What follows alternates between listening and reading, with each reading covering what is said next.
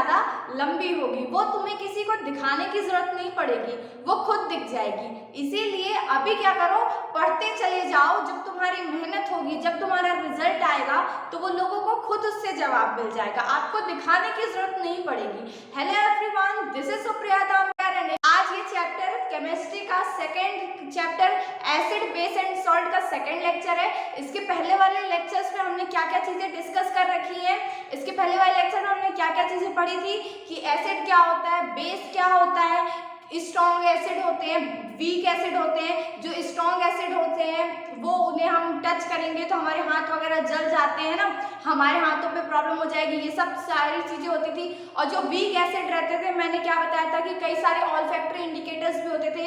Weak acid जो होते थे अपन उसे खा भी लेते थे ना, जैसे कि लेमन वगैरह हो गया, नींबू हो गया, ऑरेंज वगैरह हो गया, ये सारी चीजों पे क्या रहता है, एसिड रहता है। बट आप कहोगे कि वो एसिड को हम खा लेते तो वो वीक एसिड रहते हैं, इसीलिए वो हमारी बॉडी को क्या करते थे, नुकसान नहीं पहुंचाते थे। फिर हम लोगों ने एसिड और बेस को हम किस तरह से पता लगाएं, ये भी चीजें पढ़ी थी, है ना, कि लिटमस पेपर आता था। पहले तो मैंने इंडिकेटर की आपको लेक्चर 1 में डेफिनेशन बताई थी कि इंडिकेटर की क्या डिफाइन होती है। फिर मैंने आपको उसके बाद क्या पढ़ाया था कि जो हमारा क्या होता है, लिटमस पेपर होता है। जब एक हमारा लिटमस पेपर ब्लू से रेड में चेंज होता है, जब हमारा कोई भी एसिड सॉल्यूशन रहता है और उस पर लिटमस पेपर जो हमारा रहता है वो किससे, ब्लू से रेड में चेंज होता है, तब हम उससे पता लगा लेते हैं कि जो हमारा सॉल्यूशन है वो क्या है, एक एसिड है। और जब हमारा लिटमस पेपर रेड से ब्लू में चेंज होता है तब हमें पता चल जाता है कि ये एक बेस है। और फिर हम लोगों ने क्या पढ़ा था, मैथिल ऑरेंज के बारे में पढ़ा था कि मैथिल ऑरेंज जो रहता है वो एसिड में कौन सा कलर देता है, रेड कलर देता है, और मैथिल ऑरेंज बेस में कौन सा कलर देता है, येलो कलर देता है।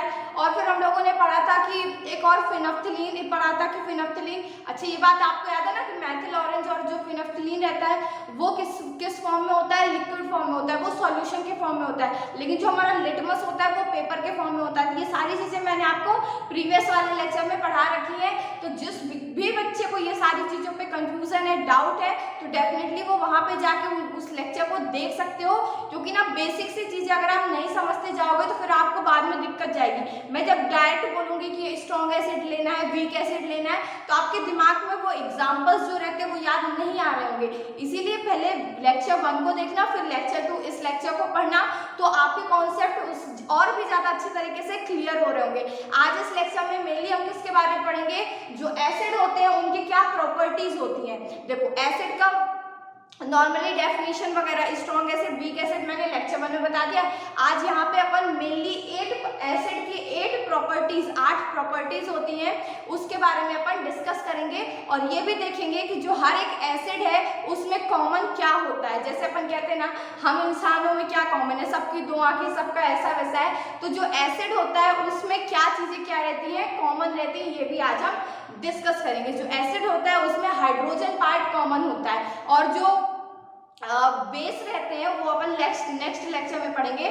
जो बेस रहते हैं उनमें क्या कॉमन होता है, हमारे बेस में OH hydro oxide part common होता है। तो ये हमें पता कैसे चल रहा है कि हाइड्रोजन, जो हर एक एसिड है उसमें हाइड्रोजन पार्ट कॉमन है। तो ये चीज के बारे में एक पूरा एक्सपेरिमेंट गिवन है, आज उस एक्सपेरिमेंट को मैं आपको अच्छे से समझाऊंगी। पहले यहाँ पे अपन देखते हैं प्रॉपर्टीज ऑफ एसिड। पहली प्रॉपर्टी है, ये 4 तो एकदम बेसिक सी प्रॉपर्टी है, इसके बाद जो 5th प्रॉपर्टी आएगी उससे थोड़ा सा केमिकल रिएक्शंस वगैरह स्टार्ट होंगे, तो वहां से आपको अच्छे से एकदम फोकस्ड होकर ध्यान देना है। यहाँ पे देखो पहली प्रॉपर्टी है, एसिड हैव सावर टेस्ट। जो हमारे एसिड होते हैं उनका खट्टा टेस्ट होता है, ठीक है। एसिड जो होते हैं वो हमारे क्या होते हैं, खट्टा टेस्ट होता है। अब देखो स्ट्रॉन्ग एसिड को तो अपन टेस्ट करने नहीं जाते, जैसे कि हाइड्रोक्लोरिक एसिड हो गया, सल्फ्यूरिक एसिड हो गया, है ना। और वीक एसिड में अपना आता था जो सल्फ्यूरस एसिड रहता था वो अपना वीक एसिड रहता था, याद है ना। बिल्कुल ये सारी चीजें आपके जवान पे, मुंह पे रट जानी चाहिए बिल्कुल, ठीक है। हाइड्रोक्लोरिक एसिड हो गया, सल्फ्यूरिक एसिड हो गया, ये क्या होते थे, स्ट्रॉन्ग एसिड होते थे। और जो हमारा सल्फ्यूरस एसिड होता था वो क्या होता था, वीक एसिड होता था। तो जो हमारे जो वीक एसिड रहते हैं, जैसे कि मैंने बताया ना, लेमन हो गया, साइट्रिक एसिड हो गया, लेमन में क्या रहता है, साइट्रिक एसिड प्रेजेंट रहता है। तो ये जो एसिड रहते हैं, वीक एसिड रहते हैं, ये अपन खा भी सकते हैं ना। तो जो जब अपन को टेस्ट करेंगे तो अपन को कैसा लगता है, खट्टा लगता है। तो वही एक प्रॉपर्टी लिखी हुई है, एसिड हैव साउर टेस्ट। जो हमें एसिड होते हैं उनका कैसा टेस्ट रहता है, खट्टा टेस्ट रहता है। फिर सेकंड देखो, ये चीज तो मैंने बता भी दी, अभी जस्ट रिवाइज भी कराया ना मैंने, acid turn blue litmus to red. जो हमारा एसिड सॉल्यूशन होता है, किसी भी अगर दो बीकर आपको दे दिए जाए, एक में एसिड रख दिया जाए और एक में बेस रख दिया जाए, अगर आपसे कह दे कि आपको पता लगाना है कौन सा एसिड है कौन सा बेस है, तो आपको एक ब्लू लिटमस पेपर गिवन रहेगा। और वो लिटमस पेपर, अगर वो वैसे लिटमस पेपर ना अपन को जब अपन केमिस्ट्री लैब में जाते हैं तो अपन को न्यूट्रल लिटमस पेपर दिया जाता है, उसका कलर पर्पल रहता है। वैसे तो वो उसका कलर पर्पल रहता है, और जब वो रेड में चेंज हो जाता है तो अपन क्या कहते हैं कि हमारा ये सॉल्यूशन, किसी भी सॉल्यूशन अपन डाला, अगर वो लिटमस पेपर हमारा रेड में चेंज हो गया तो हम क्या कह देंगे कि ये एसिड है। तो क्या लिखा है, acid turn blue litmus to red. जो हमारा एसिड रहता है वो ब्लू लिटमस को किस में चेंज कर देता है, रेड में चेंज कर देता है। फिर थर्ड देखो, एसिड सॉल्यूशन कंडक्ट इलेक्ट्रिसिटी। जो जब हमारा एसिड जो रहता है उसमें क्या रहते हैं, इलेक्ट्रॉन्स वगैरह रहते हैं, इसीलिए वो क्या करता है, जो हमारा एसिड सॉल्यूशन होता है वो इलेक्ट्रिसिटी को भी क्या करता है, कंडक्ट करता है। फिर फोर्थ पॉइंट देखो, acid have corrosive nature. Corrosive nature का मतलब है स्ट्रॉन्ग एसिड। जो हमारी स्ट्रॉन्ग एसिड रहते हैं वो किसी भी चीज में अगर पड़ जाए तो वो चीज क्या होती है, जल जाती है। जैसे आप लोगों ने कभी काफी बार देखा होगा, लोग कहते हैं इसको एसिड बर्न हो गया है ना। एसिड बर्न मतलब कि वो एक छपाक मूवी आई थी, मुझे बहुत अच्छी मूवी लगी थी, उसकी मतलब स्टोरी बहुत अच्छी थी, गर्ल्स एम्पावरमेंट के ऊपर थी, बहुत अच्छी मूवी थी। तो उसमें क्या दिखाया गया था कि एक लड़की थी, उसके ऊपर क्या डाल दिया गया था, एसिड डाल दिया गया था ना। दीपिका पादुकोण ने उसका रोल किया था। तो कोरोसिव नेचर का मतलब है कि एसिड हैव कोरोसिव नेचर का मतलब क्या है कि अगर जिस भी चीज पे स्ट्रॉन्ग एसिड डाल दिया जाएगा, कोरोसिव नेचर का मतलब है कि वो जिस भी चीज पे हम एसिड डाल देंगे तो क्या हो जाएगी, वो जल जाएगा। ठीक है, तो the mineral acid cause severe Burns on the skin and attack. जो अगर अपन मिनरल एसिड क्या होते थे, ये भी मैंने लेक्चर 1 में आपको बहुत अच्छे से बताया था कि देखो, जो नेचुरल ऑकरिंग, हमारे जो नेचुरल ऑकरिंग एसिड्स रहते हैं, नेचुरल ऑकरिंग एसिड्स मतलब कि जो हमें नेचर में ही मिल जाते हैं। जैसे नींबू में जो एसिड रहता है, साइट्रिक एसिड रहता है, तो वो नेचुरली अपने आप से ही नेचर में बनता है ना, तो उनको अपन नेचुरल ऑकरिंग एसिड्स कहते हैं। और मिनरल एसिड क्या रहते हैं, मिनरल एसिड ऐसे एसिड रहते हैं जिन्हें अपन खुद हम प्रिपेयर करते हैं लैब वगैरह में। ये एसिड्स को बड़े बड़े लैब्स में ये एसिड प्रिपेयर होते हैं, जैसे कि हाइड्रोक्लोरिक एसिड हो गया, सल्फ्यूरिक एसिड हो गया, ये सारे एसिड। तो जो मिनरल एसिड रहते हैं, ऐसे एसिड जो ह्यूमन बींग्स बना रहा है, तो वो एसिड क्या रहते हैं, सीवियर बर्न्स को क्या कर सकते हैं, अगर वो एसिड किसी भी बॉडी पे या किसी की स्किन पे पड़ जाए तो वो बहुत ज़्यादा उसकी बॉडी वगैरह बर्न हो सकती है। और अगर अपन किसी भी वुड वगैरह पे डाल देते हैं, लिखा है and heat up material like cloth, would, metal surface, और ये मेटल सरफेस में भी काफ़ी बार पड़ जाते हैं, लकड़ी वगैरह में डाल दो तो इस क्या हो जाएंगी, ये सारी चीज़ें के जला देगा। जो एसिड होगा वो ये सारी चीज़ों को क्या कर देगा, जला देगा। किस किसने छपाक मूवी देखी है मुझे ज़रूर बताना, मुझे बहुत अच्छी लगी थी मूवी, आपको कैसी लगी थी ये मुझे ज़रूर बताना, मैं जानना चाहती हूँ। चलो नेक्स्ट पॉइंट देखें, वो पॉइंट नंबर 5 देखें।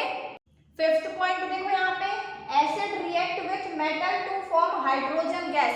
जो हमारे एसिड होते हैं जब वो किसके साथ, जो हमारे एसिड होते हैं जब वो किसके साथ रिएक्ट कर जाते हैं, मेटल के साथ रिएक्ट करते हैं, तो क्या बनाते हैं, हाइड्रोजन गैस बनाते हैं। अब देखो यहाँ पे ना 3 रिएक्शन है, 5, 6, 7, 8 4 रिएक्शंस रहेंगे, वो आपको बहुत ज़्यादा अच्छे तरीके से याद करने पड़ेंगे। इसकी कोई भी ना शॉर्ट ट्रिक नहीं होती है कि कैसे क्या करेंगे, ये आपको थोड़ा सा अपने माइंड पे याद रखना पड़ेगा कि जब जो हमारा एसिड रहेगा वो किसके साथ रिएक्ट करेगा, मेटल के साथ रिएक्ट करेगा, तो हमारा क्या बनेगा, हाइड्रोजन गैस उसमें निकलती है।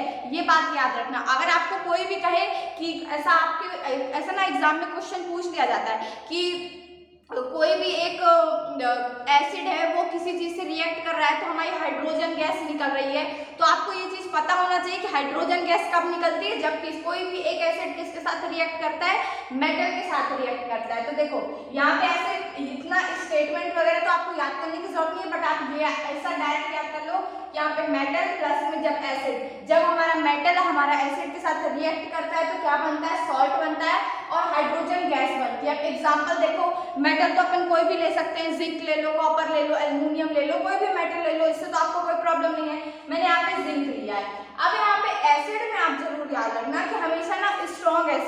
रिएक्शन कराया करो, क्योंकि काफी सारे अभी आप तो इस लेवल पे नहीं आए हो कि वो चीजें मैं आपको समझा सकूं, बट ना जो हाइड्रोजन के ऊपर नीचे की सीरीज रहती है हमारी रिएक्टिव लो रिएक्टिव की, तो उसमें फिर ना दिक्कत होने लग जाती है। इसीलिए आप क्या क्या करो, एसिड में आपको मैं सजेस्ट करूंगी कि कभी अभी आप एग्जाम्पल लिखना, कुछ भी लिखना, तो हमेशा या तो H2SO4 लेना या तो फिर HCl लेना, ठीक है। दो एसिड समझ में आ गया ना, या तो फिर सल्फ्यूरिक एसिड लेना H2SO4 सल्फ्यूरिक एसिड, नहीं तो फिर HCl हाइड्रोक्लोरिक एसिड ले लेना। इसके अलावा नए नए एसिड अपने आप से ट्राई करने की कोशिश मत करना, क्योंकि ना केमिस्ट्री तो देखो यार सिर्फ 9th-10th में खत्म नहीं हो जाती है ना, आगे की बहुत सारी ऐसी चीजें हैं जो हमें पता होनी चाहिए। सो प्लीज यहाँ पे दो एसिड ही अपन लेके चलेंगे, ठीक है। तो यहाँ पे मेटल आप कोई भी ले सकते हो, मेटल से कोई भी प्रॉब्लम नहीं है। जिंक को जब H2SO4 के साथ रिएक्ट कराओगे तो चैप्टर 1 में हम लोगों ने क्या क्या रिएक्शन पढ़े थे, कॉम्बिनेशन रिएक्शन पढ़ा था, डिस्प्लेसमेंट रिएक्शन पढ़ा था, डबल डिस्प्लेसमेंट रिएक्शन पढ़ा था, एक्सोथर्मिक, एंडोथर्मिक, बहुत सारे रिएक्शन हमने पढ़े थे। तो यहाँ पे कौन सा रिएक्शन होगा मुझे ये बताओ। यहाँ पे आपको जब दिखेगा जिंक और यहाँ पे क्या है जिंक और यहाँ पे क्या है H2SO4 सल्फ्यूरिक एसिड, तो जब जिंक हमारा H2SO4 के साथ रिएक्ट करेगा तो कौन सा रिएक्शन होगा, डिस्प्लेसमेंट रिएक्शन होगा। जो हमारा जिंक मेटल है वो हाइड्रोजन से ज्यादा रिएक्टिव होता है, यही चीज मैं बता रही हूँ कि अगर आप कोई और चीज ले लोगे ना तो फिर दिक्कत करने लग जाएगी। हो सकता है कि हाइड्रोजन वाला किस जगह पे कोई और आए तो वो रिएक्टिव हो, इसलिए आप वो सब चीज सारी चीजें मत लेना, ठीक है।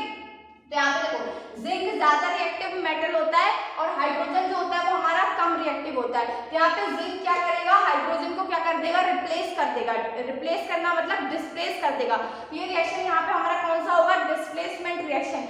एग्जाम्पल भी आप लिख सकते हो, वैसे मैंने ये वाला एग्जाम्पल पढ़ाया था जब आपको मैं वहां पे पढ़ा रही थी, ठीक है। तो यहाँ पे जिंक हाइड्रोजन को रिप्लेस कर देगा और हमारा क्या बन जाएगा, जिंक सल्फेट बन जाएगा और साथ में क्या निकलेगी, हमारी हाइड्रोजन गैस भी निकलेगी। अगर यही रिएक्शन को आप किसके साथ कराओगे, जिंक को लोगे, वही जिंक मेटल ले लोगे और किसके साथ कराओगे, HCl हाइड्रोक्लोरिक एसिड के साथ अगर आप रिएक्ट कराओगे तो क्या बनेगा, जिंक बनेगा और साथ में क्या बनेगा, क्लोरीन भी हमारा जिंक। यहाँ पे देखो जिंक ज्यादा रिएक्टिव है, हाइड्रोजन कम रिएक्टिव है, तो जिंक क्या करेगा, हाइड्रोजन क्या कर देगा, रिप्लेस कर देगा, है ना, कर देगा। तो यहाँ पे क्या बन जाएगा, जिंक क्लोराइड, जिंक क्लोराइड बन जाएगा। क्लियर है, जिंक क्लोराइड कैसे बनेगा हमारा।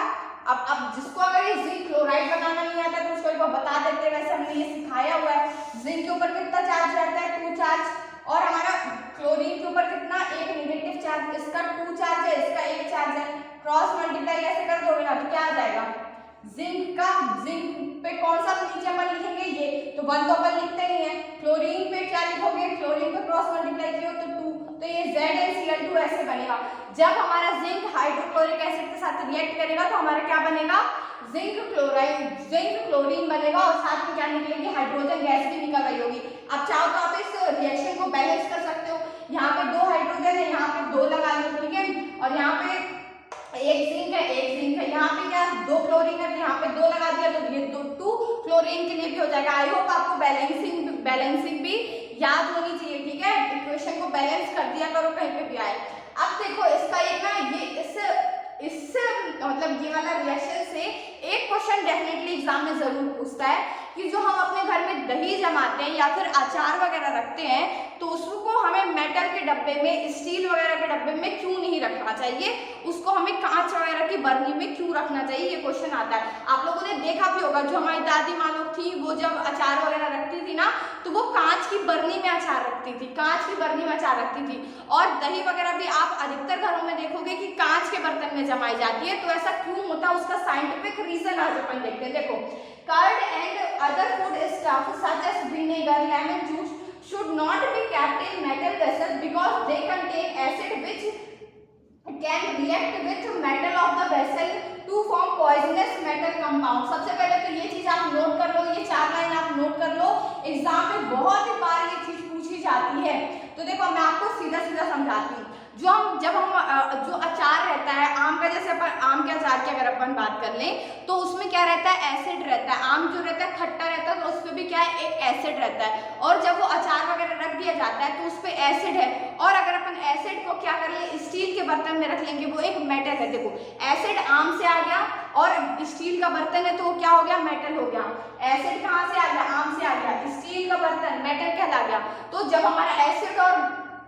हमारा एसिड किसी भी भी एक मेटल के साथ मिलता है तो क्या बनाता है, कोई भी एक सॉल्ट बना लेता है। अब बताओ, जब अपन ये मान लेते हैं कि जो हमारा अचार था उसमें H2SO4 था, होता नहीं है, मान रही हूँ, और हमने जिंक के बर्तन में उसे रख दिया, यहाँ पे क्या बन रहा है, ZnSO4। पहले हमारा जिंक बस था, लेकिन हमारा क्या बन गया, ZnSO4। हो सकता है हमारी बॉडी के लिए ये पॉइजनस हो, तो जब जो हमारा अचार वगैरह रहता है, दही वगैरह रहती है, उस पर जो एसिड रहता है वो क्या करता है, मेटल से रिएक्ट कर जाता है, और जब वो मेटल से रिएक्ट करता है तो एक पॉइजनस सब्सटेंस बनता है, और वो पॉइजनस सब्सटेंस जब अपन खाएंगे तो हमारी बॉडी के लिए क्या होगा, हार्मफुल होगा।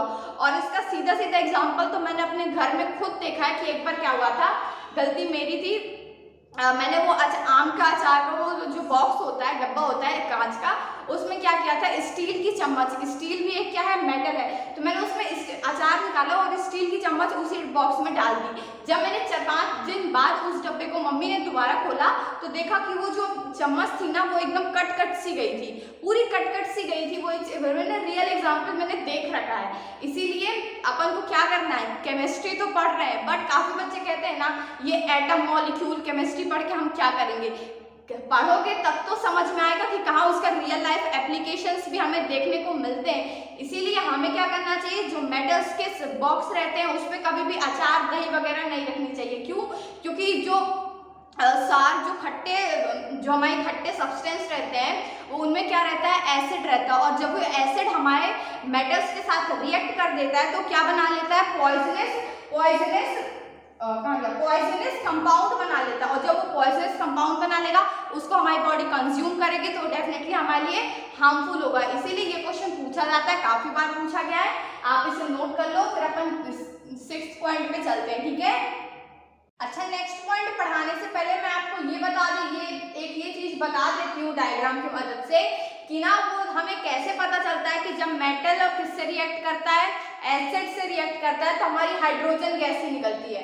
जरूरी है तो नहीं कि हाइड्रोजन गैस निकले, बट निकलती है। तो आप ये कैसे कह सकते हो कि जब मेटल के साथ क्या, एसिड के साथ मेटल रिएक्ट करे तो हमारी हाइड्रोजन गैस निकले। तो देखो यहाँ पे एक आप ऐसे स्टैंड बना लेना पूरा, मेरे से नहीं, आपकी ड्राइंग बहुत खराब है।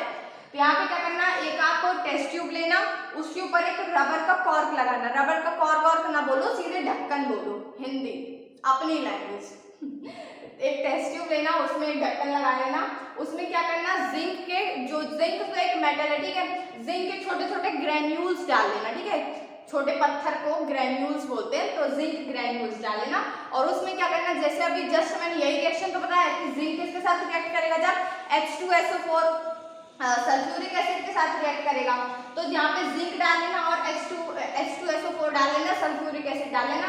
और जब ये ढक्कन को आप पूरा बंद करोगे तो यहाँ पे जब आप देखोगे जिंक और हाइड्रोजन H2SO4, जिंक जब हमारा H2SO4 के साथ क्या करेगा, रिएक्ट करेगा, तो वहां पे आप ना यहाँ पे एक ये तो पूरा आपने बंद कर दिया ऊपर से, और यहाँ से एक पाइप लगा देना। तो मैंने क्या बताया था कि जब जिंक, यहाँ पे लिख देती हूँ, नीचे लिख देती हूँ, जब हमारा जिंक, क्या ही बन रहा है, मेरे से जेड भी बनाते नहीं आता, जब हमारा जिंक मेटल किसके साथ, H2SO4 के साथ रिएक्ट करता है तो क्या बनता है, जिंक सल्फेट बनता है, और क्या बनता है, हाइड्रोजन बनता है। तो यहाँ पे जब आपने हाइड्रोजन, जब जिंक और H2SO4 रिएक्ट करेंगे तो हाइड्रोजन गैस बन रही होगी, तो ये हाइड्रोजन गैस इससे पास करेगी, जब इस पाइप से जब अपनी हाइड्रोजन गैस पास करेगी, और यहाँ पे आप क्या ले लोगे, सोप सॉल्यूशन ले लोगे। तो जब आप हाइड्रोजन गैस को सोप सॉल्यूशन के साथ पास करवाओगे तो आप देखोगे कि यहाँ पे ना बबल्स बनने लग जाएंगे, और ये जो बबल्स होते हैं, देखो soap bubbles filled with H2, और यहाँ पे जो सोप के ना बबल्स बनने लग जाएंगे, वो बबल्स में क्या होगा, हाइड्रोजन गैस भरी हुई होगी। और ये अभी भी अपन को पता कैसे चलेगा कि ये सोप की जो बबल है इसमें हाइड्रोजन गैस भरी हुई है, तो ये अपन हाइड्रोजन गैस का एक टेस्ट होता है। जब जैसे गैस तो अपनी हाइड्रोजन गैस होती है, आप जब अभी आगे पढ़ोगे तो कई रिएक्शंस ऐसे देखोगे जिसमें कार्बन डाइऑक्साइड निकलेगी, तो कार्बन डाइऑक्साइड का टेस्ट अपन ना लाइम वाटर से करते हैं, वो एक अलग टेस्ट होता है। लेकिन अपन अपनी जब हाइड्रोजन गैस निकलती है उसका टेस्ट क्या होता है कि जब यहाँ पे सोप बबल निकलेंगे ना, तो अपन एक जलती हुई कैंडल, ये अपनी कैंडल मान लो मेरी, और जब यहाँ पे आप ये जलती हुई कैंडल आप लाओगे ना, तो जो बबल्स होंगे ना, ये एकदम पट का साउंड देंगे, ऐसे पट पट फूटता हुआ साउंड देंगे। हम लोगों ने केमिस्ट्री लैब में ये सारे प्रैक्टिकल्स किए थे अपने टाइम पे, 11th 12th में ये सारे जब रिएक्शंस होते थे तो हम लोग देखते थे, जब हम लोग को पता लगाना होता था कि कौन से रिएक्शन में कौन सी गैस निकल रही है, तो उसके पास एक कैंडल ऐसे माचिस की तीली लेके जाते थे, तो जो गैस होती है एकदम पट का साउंड आता था उसका। तो यहाँ पे जब ये बबल्स में आप एक बर्निंग कैंडल लेके आओगे तो जो हमारी हाइड्रोजन गैस रहेगी वो पॉप साउंड से एकदम से आवाज आती है, पट्टी सी आवाज आती है, bubbles burn with pop sound. Clear है कि हाइड्रोजन गैस का कैसे पता चलता है? कई बार ऐसा नॉर्मली क्वेश्चन पूछ लेता है, इसलिए मैंने आपको बता दिया कि कोई भी चीज आपकी छूटे ना। अब अपन नेक्स्ट पॉइंट देखें। 6th पॉइंट देखो अब यहाँ पे, acid react with metal oxide to form salt and water. अभी अपन ने जस्ट क्या पढ़ा, जब एसिड हमारे किसके साथ, जब हमारा एसिड मेटल के साथ रिएक्ट करता है तो क्या बनाता है, सॉल्ट बनाता है, और उसके साथ में क्या निकलती है, हाइड्रोजन H2 गैस निकलती है। लेकिन यहाँ पे क्या लिखा है, जब acid react with when acid react with metal oxide, जब हमारा एसिड मेटल ऑक्साइड के साथ रिएक्ट करता है तब वो क्या बनाता है, सॉल्ट बनाता है और वाटर बनाता है। जब हमारा एसिड मेटल के साथ रिएक्ट करेगा तो क्या बनेगा, सॉल्ट और हाइड्रोजन गैस भी निकलेगी, ठीक है। लेकिन यही जब हम जो हमारा वो रहेगा एसिड रहेगा वो किसके साथ रिएक्ट करेगा, मेटल ऑक्साइड के साथ रिएक्ट करेगा, तो क्या बनेगा, सॉल्ट और वाटर बनेगा। Metal oxide react with acid so it gives salt and water. Metal oxide का मतलब क्या है, मेटल, जैसे यहाँ पे अगर अपन जब उसमें Cu लेते तो अपन क्या कहते हैं कि ये कॉपर जो है वो एक मेटल है, जो यहाँ वहां पे जिंक था वो क्या था, मेटल था। जब जिंक ऑक्साइड अपन ले लेंगे, जिंक ऑक्साइड ले लो या फिर कॉपर ऑक्साइड ले लो, तो इसको अपन क्या कहेंगे, मेटल ऑक्साइड। ये क्या है, कॉपर ऑक्साइड,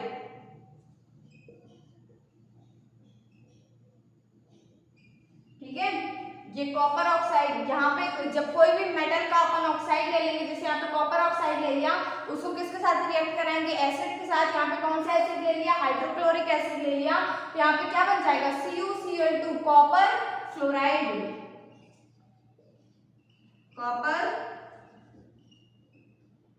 कॉपर क्लोराइड बन जाएगा। और ये तो सबको पता है ना, आसानी से कैसे बना रहे हैं, यहाँ पे भी ऐसे, यहाँ से H2 ये हो जाएगा और ये हो जाएगा, ठीक है। तो यहाँ पे CuCl2 कॉपर क्लोराइड बन जाएगा और यहाँ पे क्या निकलता है, वाटर निकलता है। अगर आप देखोगे तो ये जो हमारा रिएक्शन है, ये रिएक्शन हमारा एक बैलेंस्ड रिएक्शन नहीं है, ठीक है, बैलेंस रिएक्शन नहीं है। देखो यहाँ पे हाइड्रोजन 2 है लेकिन यहाँ पे हाइड्रोजन 1 है, तो यहाँ पे आपको क्या लगाना पड़ेगा, 2 लगाना पड़ेगा।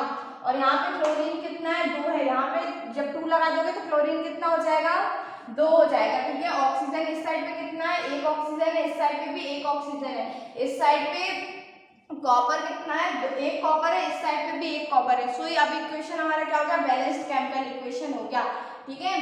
तो केमिकल इक्वेशन बैलेंस करना आ रहा है ना आप लोग को, कोई भी डाउट हो तो आप मेरे प्रीवियस लेक्चर्स जाके चैप्टर 1 के लेक्चर्स कर देख सकते हो, वहां पे मैंने बैलेंसिंग बहुत अच्छे से समझा रखी है, ठीक है।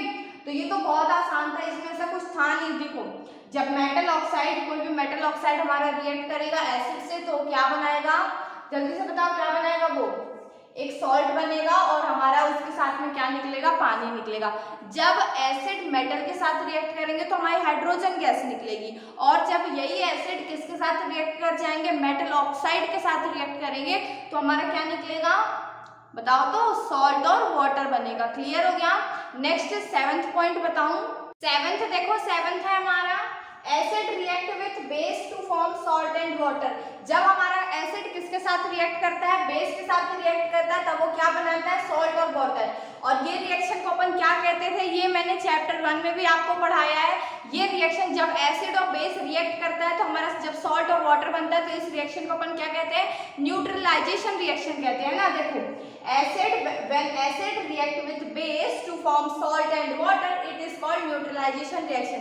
अब यहाँ पे कोई भी एक एसिड ले सकते हो, एसिड यहाँ पे हाइड्रोक्लोरिक एसिड ले लिया, बेस ले लो NaOH सोडियम हाइड्रोक्साइड को अपन ने बेस ले लिया, तो अब यहाँ पे क्या बोल रहा है, वाटर बनता है। तो पहले अपन इससे वाटर निकालेंगे, वाटर H2O, वाटर का फॉर्मूला क्या होता है, H2O। तो अपन को वाटर निकालना है, यहाँ से ये हो गया और यहाँ से एक H को ऐसे निकाल लो, ये निकल गया। तो यहाँ पे क्या H2O आ गया, बचा क्या, Na बचा और Cl बचा।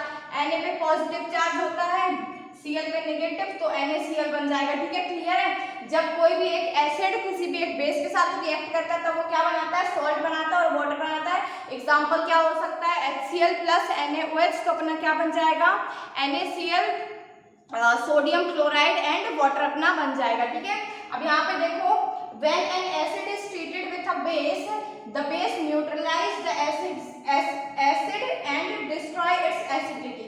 जब कोई भी एक एसिड को अपन किसके साथ, बेस के साथ ट्रीट करते हैं तो हमारा बेस क्या करता है, उसकी एसिडिटी को, उसकी एसिड प्रॉपर्टी को क्या करता है, न्यूट्रलाइज कर देता है और उसकी एसिडिटी को क्या कर देता है, डिस्ट्रॉय कर देता है। Since an acid and a base neutralize each other effect, जो एक एसिड और बेस जब वो मिलते हैं तो एक दूसरे को के इफेक्ट को क्या कर देते हैं, न्यूट्रलाइज कर देते हैं। इसीलिए so the reaction between an acid and a base to form salt and water is called a neutralization reaction। इसीलिए जब एसिड और बेस रिएक्ट करते हैं और सॉल्ट और वाटर बनाते हैं उस रिएक्शन को अपन क्या कहते हैं, न्यूट्रलाइजेशन रिएक्शन कहते हैं। क्लियर है आपको ये चीज। नेक्स्ट रिएक्शन बताएं, 8th रिएक्शन देखो अब यहाँ पे, acid react with metal carbonate to form carbon dioxide. जब हमारा क्या रहता है, जब हमारा एसिड किसके साथ रिएक्ट करे, मेटल कार्बोनेट के साथ रिएक्ट करता है तो हमारा क्या बनता है, सॉल्ट बनता है। उसके साथ में क्या निकलेगी, कार्बन डाइऑक्साइड गैस निकलेगी और वाटर भी बनेगा। जब हमारा एसिड मेटल के साथ रिएक्ट करता था तब कौन सी गैस निकलती थी, हाइड्रोजन गैस निकलती थी। बट लेकिन जब हमारा एसिड मेटल कार्बोनेट के साथ रिएक्ट करेगा तो क्या बनेगा, हमारे उसमें कौन सी गैस निकलेगी, कार्बन डाइऑक्साइड गैस निकलेगी। तो एक एग्जांपल देखो, मेटल कार्बोनेट, जैसे कि कार्बोनेट तो पता है ना, कार्बोनेट किसको कहते हैं, CO, ओ माय गॉड ये तो बिल्कुल भी चलना बंद हो गया, एक मिनट ना, हाँ अब चलेगा, CO3 इसको अपन कार्बोनेट कहते हैं ना।